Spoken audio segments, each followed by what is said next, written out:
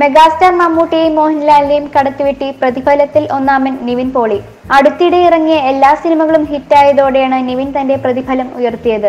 മലയാള cinema നടന്മാരിൽ മോഹൻലാലായിരുന്നു ഏറ്റവും കൂടുതൽ പ്രതിഫലം വാങ്ങിയിരുന്നത്.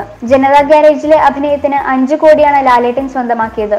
എന്നാൽ റിച്ചി എന്ന തമിഴ് ചിത്രത്തിലൂടെ നിവിൻ പോളി 6 കോടി പ്രതിഫലം കൈപ്പറ്റി ലാലേട്ടനെ കടത്തിവെട്ടിയിരിക്കുകയാണ്. മലയാളത്തിൽ നിവിന്റെ പ്രതിഫലം 1 കോടി വരെയാണ്. പ്രതിഫലക്കാര്യത്തിൽ മലയാളത്തിൽ 4-മനാണ് നിവിൻ. മമ്മൂട്ടി, മോഹൻലാൽ, പൃഥ്വിരാജ് എന്നിവരാണ് പ്രതിഫലത്തിൽ ആദ്യ 3 സ്ഥാനക്കാർ. ദി ഗ്രേറ്റ് ഫാദർ ഇറങ്ങിയതോടെ മമ്മൂട്ടി പ്രതിഫലം കൂട്ടിയിരുന്നു. മഹാഭാരതം ഇറങ്ങുന്നതോടെ മോഹൻലാലും പ്രതിഫലം കൂട്ടുമെന്നാണ് സൂചന. 60 കോടിയാണ് മഹാഭാരതത്തിൽ മോഹൻലാലിന്റെ പ്രതിഫലം. You're watching me on metromatney.com. metromatney.com. Subscribe for more videos. Subscribe for more videos. Subscribe here for more videos. Subscribe now. Thank you.